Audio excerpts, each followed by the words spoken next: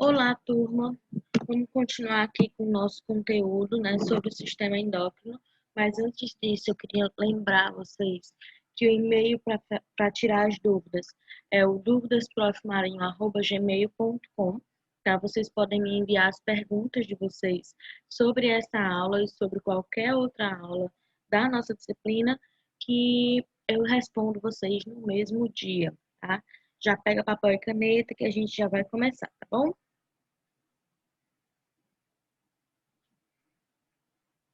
Primeiro, de onde nós paramos, né? Onde foi que nós paramos na última aula? Bem, nós vimos na aula passada a definição de secreção e de excreção, tá? Nós vimos que secreção é quando o corpo, ou uma glândula no caso, né, libera uma substância que vai ser utilizada pelo teu corpo, então ela está secretando uma substância no sangue.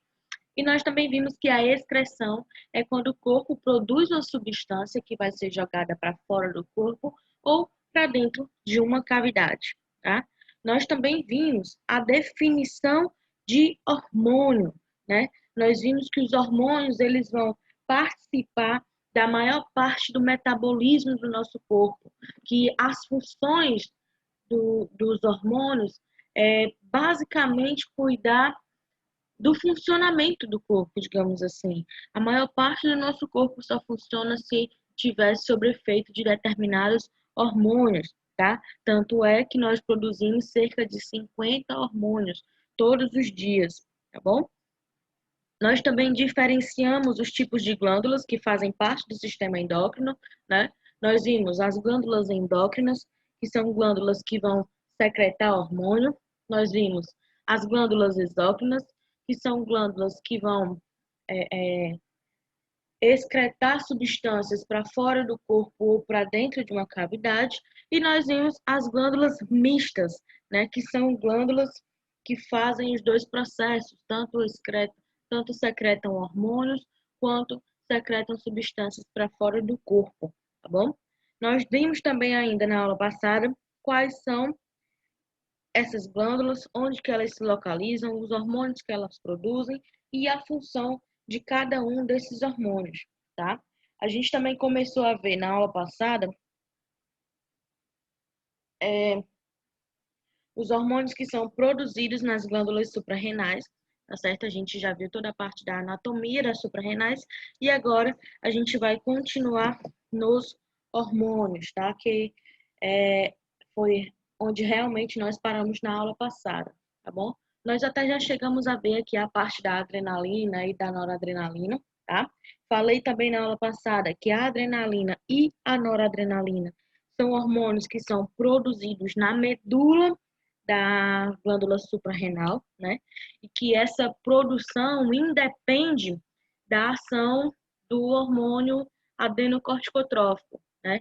Falei também que esse hormônio, ACTH, ele é produzido na hipófise e que a hipófise libera esse hormônio na intenção de estimular a glândula suprarrenal a produzir os seus hormônios, tá?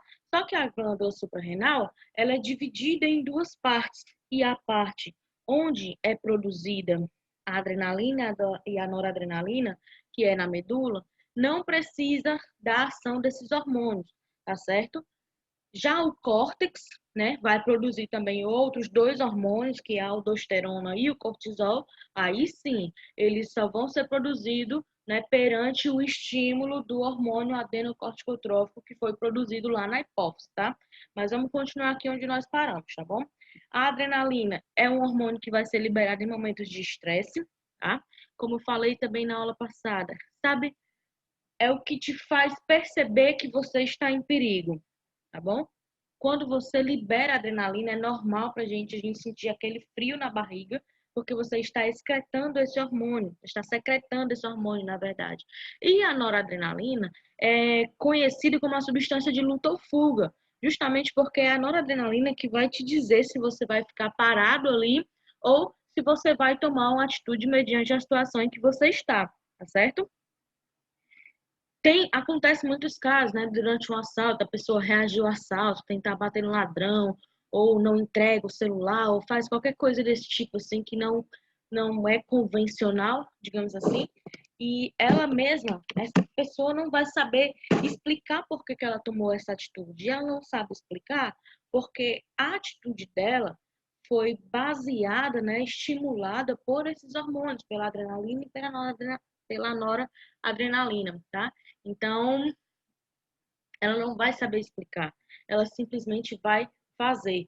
E quando a adrenalina baixar no corpo dela, né, quando os níveis de adrenalina diminuírem, é que ela vai perceber que atitude ela tomou e que tipo de risco ela correu, né, ao tomar essas atitudes, tá bom? Aí vamos continuar aqui, tá? Aldosterona. Aldosterona é um hormônio que vai ser produzido no córtex das glândulas suprarrenais, tá? Essas glândulas, na verdade, o córtex, sim, precisa do efeito do ACTH para poder produzir os seus hormônios, que no caso é a aldosterona e o cortisol, certo? No caso da aldosterona, ele vai ser produzido a partir das moléculas de colesterol, tá, do nosso corpo, e ele vai ter funções relacionadas à formação de urina. Ele vai aumentar, por exemplo, a quantidade de potássio na urina, tá? Que enquanto ele aumenta a quantidade de potássio na urina, ele está diminuindo a quantidade de potássio no sangue, tá certo? Com isso, ele também vai aumentar a pressão arterial e aumenta o volume do sangue através da reabsorção, tá bom? O cortisol. Cortisol, como eu já falei na aula passada também, a gente conversou um pouco sobre ele quando a gente estava falando da ocitocina, né? Eu cheguei a dizer que ele é um hormônio antagônico da ocitocina, ele vai produzir efeitos contrários aos efeitos que a ocitocina tem no nosso corpo, tá? Esse hormônio, ele é responsável não só pelo estresse, mas ele também é responsável pelo equilíbrio nos níveis de eletrólitos, né? O potássio, o sódio, o cálcio, tá? Quando o corpo ele está passando por estresse físico, mental, ou quando nós somos expostos a altas temperaturas, é transmitido impulsos nervosos lá no hipotálamo, que vai transmitir a mensagem para a hipófise, que fazendo com que a hipófise secrete o ACTH, tá? Secrete o hormônio adenocorticotrófico, que vai ser levado até o córtex suprarrenal e estimular aí a produção do cortisol, certo? Aqui a gente tem algumas consequências, né? Consequências dos níveis altos de estresse, dos níveis altos de cortisol, tá?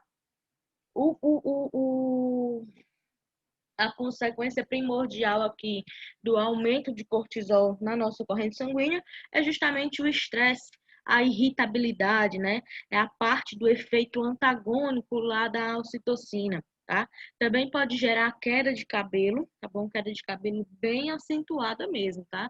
Diminuição do músculo, fraqueza muscular, dificuldade para engravidar, irregularidade na menstruação, né? As meninas que têm aí suas amigas já podem até ter ouvido esse tipo de conversa. Tem sempre aquela amiga que não consegue engravidar, sempre aquela amiga que tem um pouquinho mais de dificuldade, e as pessoas dizem para ela, se você ficar se preocupando com isso, não vai acontecer.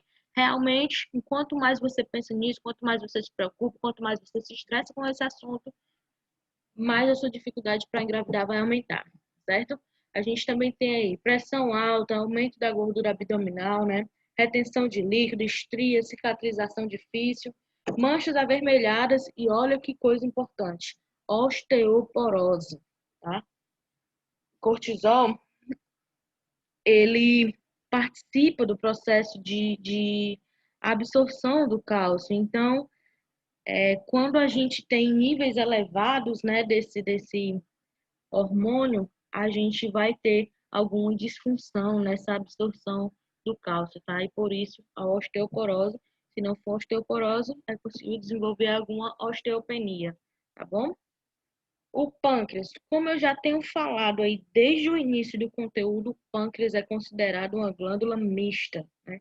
Porque ele secreta substâncias endócrinas e ele excreta substâncias exócrinas, tá? Na porção endócrina dele, ele vai produzir e secretar a insulina. Esses são hormônios que vão atuar aí nos níveis de glicose no nosso sangue, tá? E a insulina vai diminuir essa glicose, enquanto que o glucagon vai aumentar. E na sua porção exócrina, ele vai produzir o suco pancreático, que vai participar do processo de digestão, tá certo? Vamos começar aqui, daqui a pouco a gente conversa mais sobre a função exócrina dele, tá bom? Vamos lá. A insulina. A insulina vai ter a função de metabolizar a glicose para poder produzir energia para o nosso corpo, tá? Quando os níveis de glicose estão altos, a gente tem uma situação que a gente chama de hiperglicemia, que também vai poder indicar a diabetes, né? Também vai mostrar a diabetes, é caracterizada como diabetes, que é uma doença em que a insulina que o pâncreas produz não é suficiente ou não é utilizada da forma correta, não é aproveitada da forma correta, tá? Já o glucagon vai entrar em ação, né, quando os níveis de glicose estão baixos. E a gente vai já entender como é que funciona aí a ação do glucagon no nosso organismo, tá?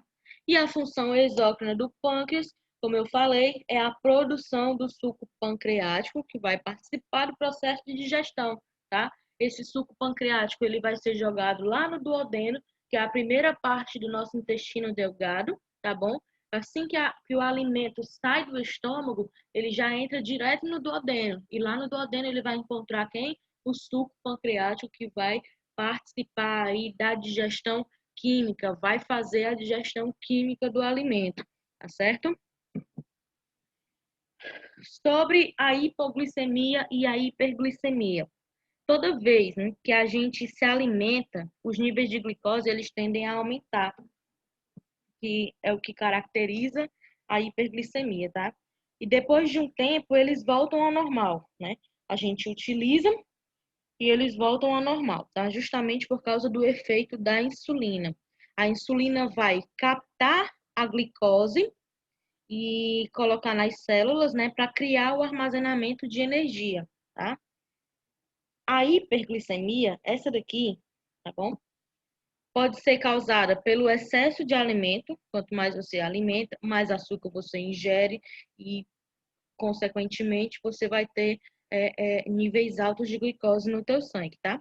E pode ser também um sinal de diabetes. A redução vai se dar pelo gasto de energia por meio de atividades físicas, alimentação adequada e em alguns casos vai ser necessário fazer a aplicação de insulina, né? Já que a insulina que esse corpo está produzindo não é suficiente ou o corpo não está sabendo utilizar essa insulina, tá bom? Aqui, na hipoglicemia vai ser o contrário, tá? Vai ser o efeito contrário. Ou seja, os níveis de glicose no sangue, eles estão baixos, eles estão abaixo do normal, tá? E para ter um equilíbrio, vai ser necessária aí a ação do glucagon. O glucagon, assim como a insulina, ele vai ser produzido lá nas ilhotas de Langerhans, que são um grupo de células especializadas presentes lá dentro do nosso pâncreas, tá? A ação dele vai ser no fígado, onde ele vai pegar o glicogênio hepático, o glicogênio já fica guardado lá dentro do fígado, tá? É formado a partir da quebra de moléculas de gordura, tá bom?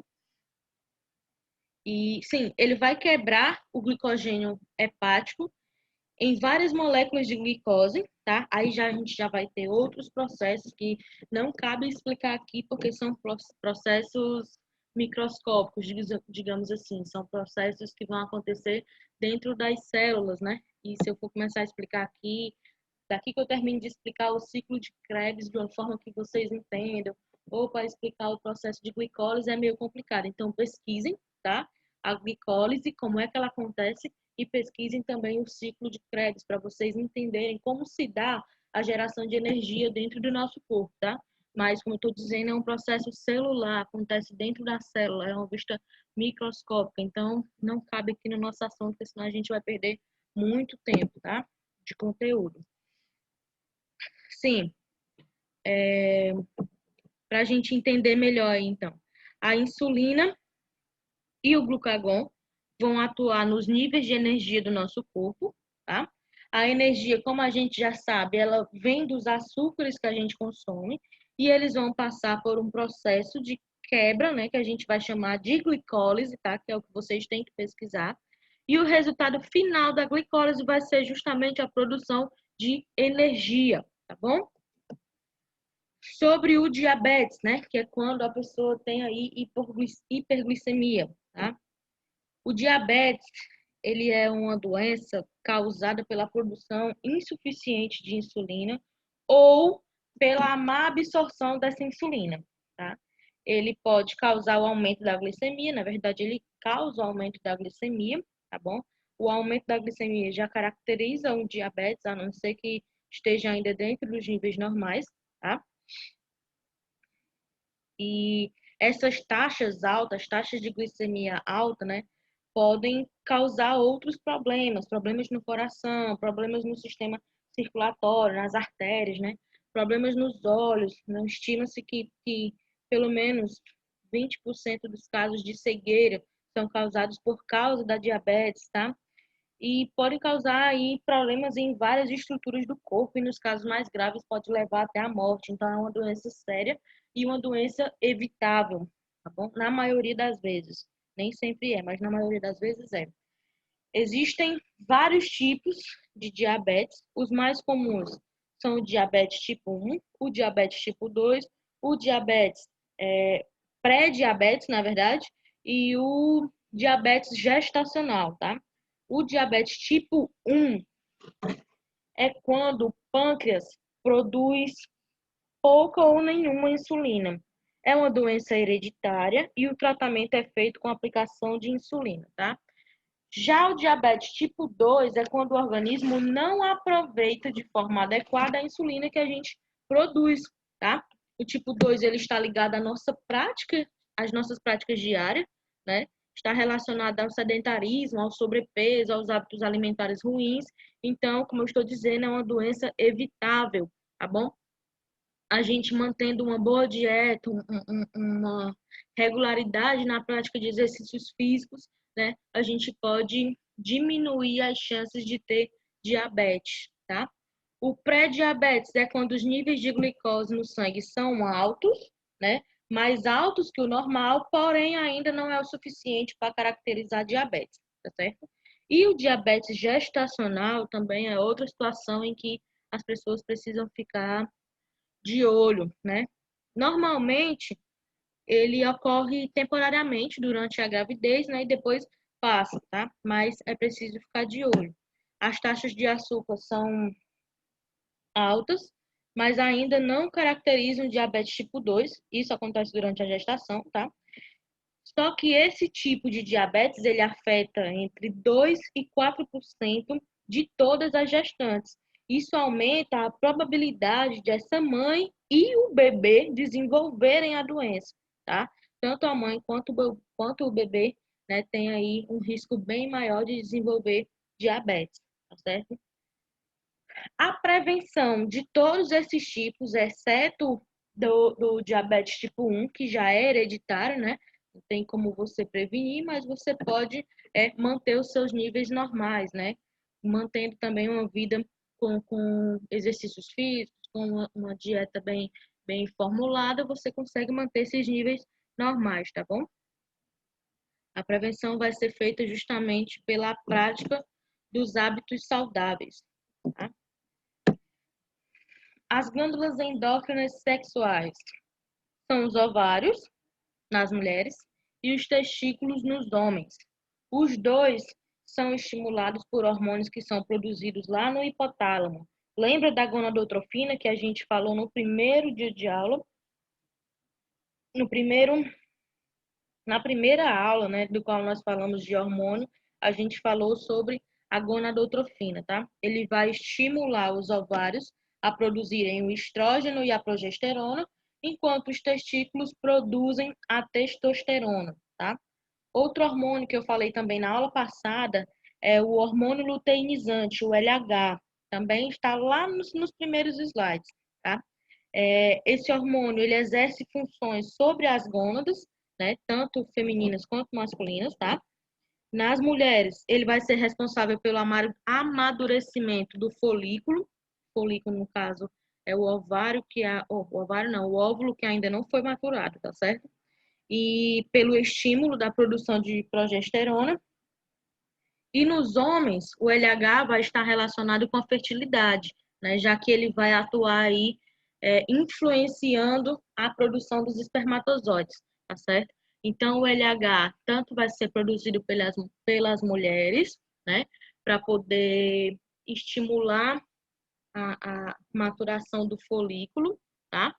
E nos homens vai ser produzido para influenciar, para estimular a produção do espermatozoide, tá certo? Outro hormônio que eu citei na aula passada é o LSH, tá? Também está lá bem nos primeiros hormônios em que eu citei, lá na hipófise ainda. Esse hormônio é o hormônio folículo estimulante. Ele vai estimular, no caso, a secreção do estrógeno e vai ser responsável pelo desenvolvimento e a maturação dos folículos ovarianos, tá certo? Quando nós, mulheres, nascemos, a gente já nasce com uma quantidade X de óvulos, né? Para a vida toda, já são contados, tá certo? Mas esses óvulos não estão prontos para serem fertilizados, não estão prontos para serem utilizados. Então, o FSH vai maturar o óvulo e vai preparar, né, para uma possível fecundação. Isso vai acontecer todo mês, tá? Na mulher, ele também vai ser responsável por regular o crescimento e a puberdade, né? Então, as feições femininas que são adquiridas durante a puberdade, né, o aumento das mamas, o aumento do quadril, né, tudo isso vai acontecer por causa do efeito do FSH, tá certo? Aí aqui nos ovários a gente vai ter 3 hormônios importantes, tá? O estrógeno, que vai ser responsável justamente pelo desenvolvimento das características sexuais femininas, tá certo? Justamente o que eu acabei de falar, o aumento das mamas e o aumento dos quadris, tá? Outro hormônio é a progesterona, que vai atuar no ciclo menstrual e no útero, tá? Aqui o estrógeno ele também tem a função de preparar o útero para uma possível gravidez. Quando a gente está chegando ali perto do nosso dia fértil, né? Quando o nosso corpo está se preparando para receber o espermatozoide, as paredes do nosso endométrio, que é a parte de dentro do nosso útero, vão estar mais cheias, né? Vão estar já esperando, formando ali o espaço para o óvulo,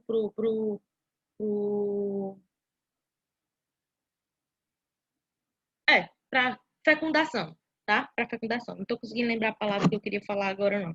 Mas, enfim, para fecundação, tá bom? Os ovários também produzem a relaxina. Esse hormônio, ele só vai ser produzido durante o parto, tá? Ele vai facilitar o amolecimento das articulações pélvicas durante o parto, tá certo? O testículo é uma glândula mista, tá? O tecido vai ser uma glândula mista, porque ele produz a testosterona, que é um hormônio, tá certo? E produz o espermatozoide, né, como uma função exócrina, tá bom? A testosterona vai ser responsável pelo aparecimento das características masculinas, né? A modificação da voz, os pelos, tá? As características que são especificamente masculinas, tá certo? E também vai regular o crescimento de massa muscular. O metabolismo ósseo e cerebral também vai ser regulado pelo a testosterona, tá? Também vai ter funções hepáticas e também vai ter a função de inibir a adipogênese, que é a formação da gordura corporal, tá certo? Então, a deficiência desse hormônio vai causar obesidade, né? Já que ele tem a função de inibir a formação de gordura corporal. Quando você não produz a testosterona da forma correta, você pode desenvolver obesidade, tá? Perca de massa muscular e de força, inclusive do miocárdio, que é o coração, tá certo? A ginecomastia também pode ser causada pela falta de testosterona. Ginecomastia, se você não sabe o que é quando um homem, né, normalmente acontece nos adolescentes durante a puberdade, tá? Mas tem homens que também têm esse quadro de ginecomastia, que é quando o homem desenvolve, ele não vai desenvolver glândulas mamárias, isso é da mulher, tá certo? Mas ele vai ter um crescimento da mama, do tecido mamário, tá certo? E também, né, a deficiência desse hormônio também pode causar depressão e diabetes do tipo 2, tá? Então, é um hormônio do qual a gente tem que tomar cuidado, né? Que os meninos têm que tomar cuidado, tem que observar os sinais, o que está acontecendo com o seu próprio corpo, para não ter aí consequências maiores desse descuidado, certo? O timo, né? O timo era para eu ter falado dele lá no começo, mas eu acabei esquecendo de colocar ele no slide, aí lembrei quase na hora de gravar o vídeo, mas ele está aqui, chegou aqui, tá? O timo, ele vai ter uma função endócrina, né? Que é a produção do hormônio timosina, tá? O nome desse hormônio não está anotado no slide, então é interessante que você anote. Timosina, com S, tá? Que vai estimular a maturação dos linfócitos T. Os linfócitos T, eles são anticorpos que são produzidos lá na medula óssea, e depois que eles são produzidos na medula óssea, eles são armazenados no timo, tá? E o timo vai liberar a timosina para poder maturar os linfócitos T e liberar na corrente sanguínea quando a gente tiver contato com algum agente agressor, tá? O timo não fica aí liberando linfócitos T à torta e à direito, não. Ele só libera quando a gente tem contato com algum micro-organismo, alguma bactéria, algum vírus que o nosso corpo já conhece, ele vai liberar os anticorpos para poder combater, tá? Os nossos agentes agressores, tá certo? As glândulas exócrinas, a gente já conversou um pouco sobre elas, né? A gente já sabe que são glândulas que vão eliminar, né, excreções, vão eliminar sua secreção para fora do corpo ou na luz dos órgãos. Quando a gente fala, usa esse termo na luz, a gente quer dizer dentro, né? A luz da artéria, a parte de dentro da artéria, a luz de um vaso, a parte de dentro desse vaso.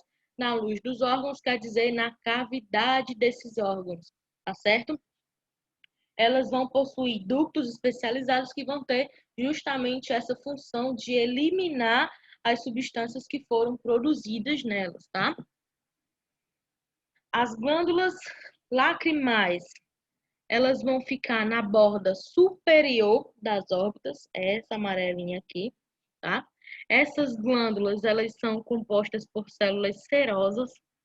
A parte secretora, né, ou seja, os ductos são repletos de células epiteliais que vão produzir uma secreção salina que a gente chama de lágrima, tá? A lágrima ela é um líquido pobre em proteínas e contém apenas uma única enzima, que é a lisozima, tá? Lisozima, Lisozima, tá?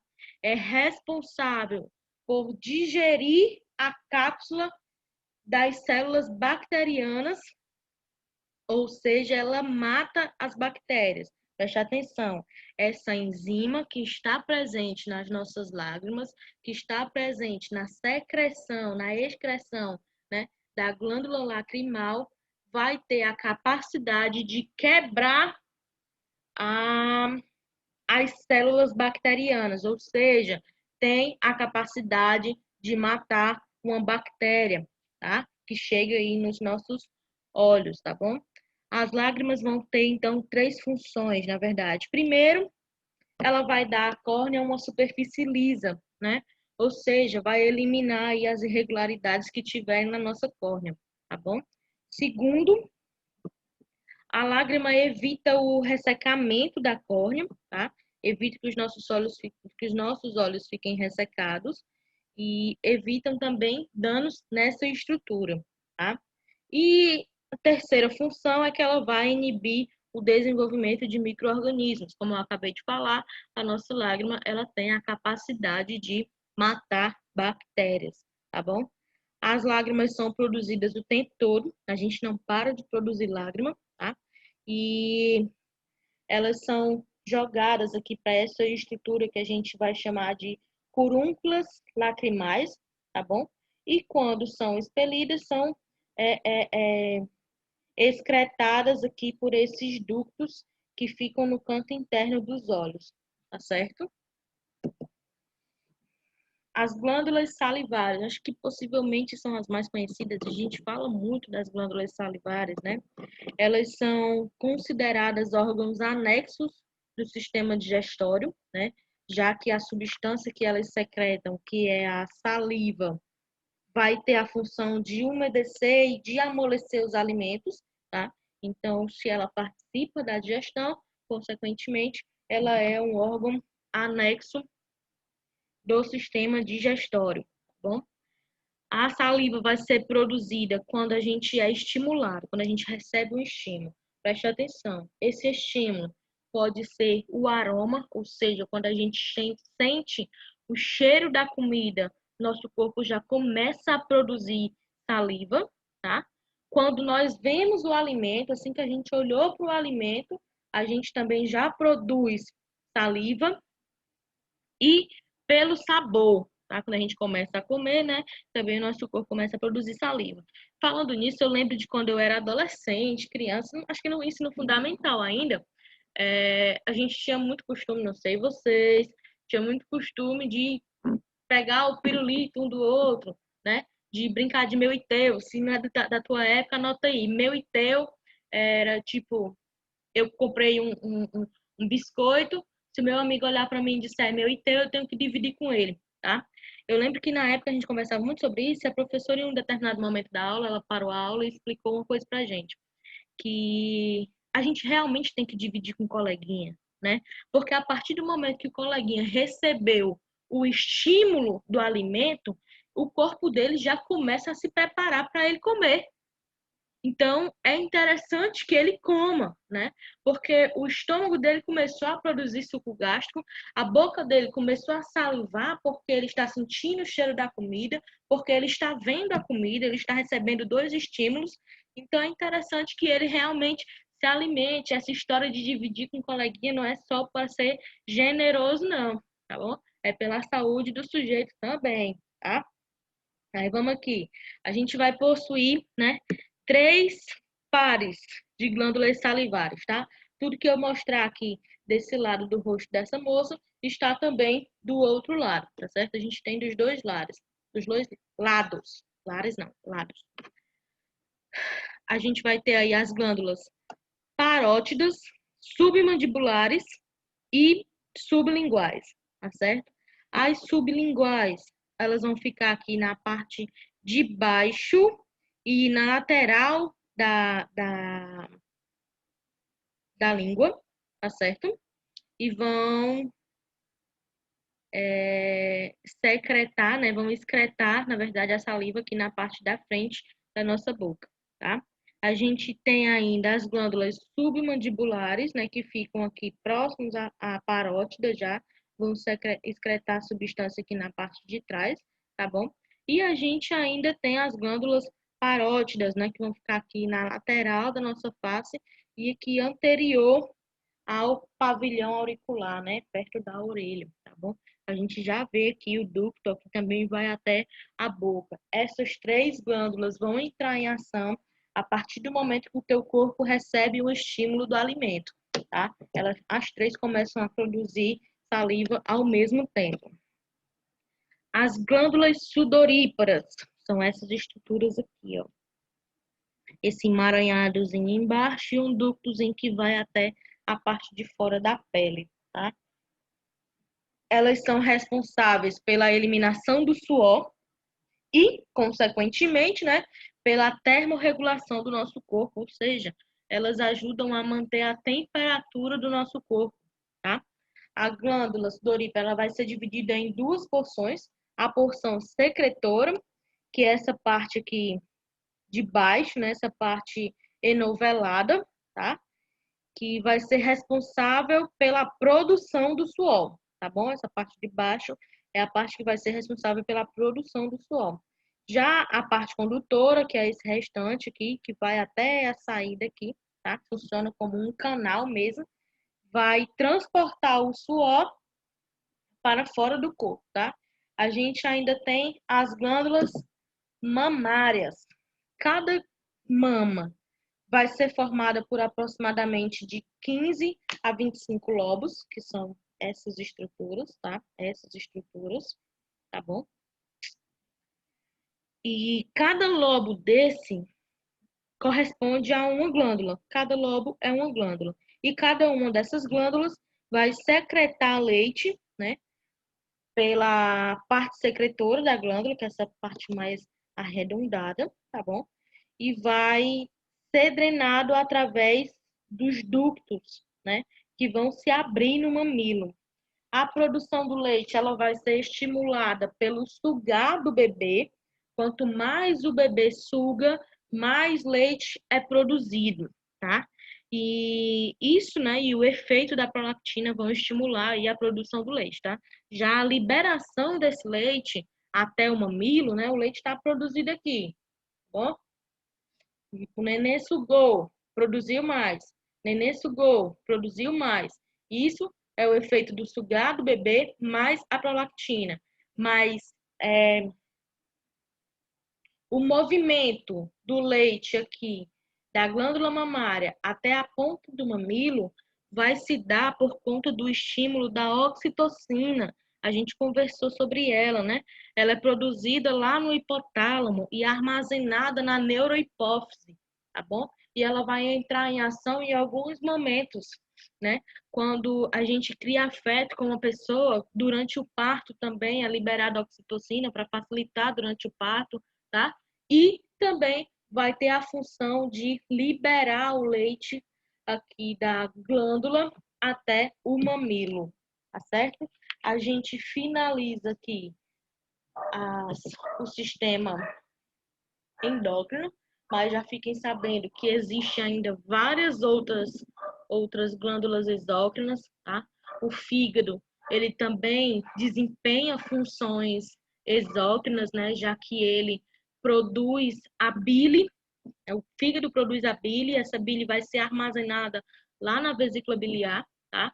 Então ele tem aí funções exócrinas e ele também tem funções endócrinas, que ele produz alguns hormônios que vão participar aí do crescimento. Na verdade, ele produz alguns outros hormônios, né? Já que o fígado tem pelo menos 400 funções diferentes, tá?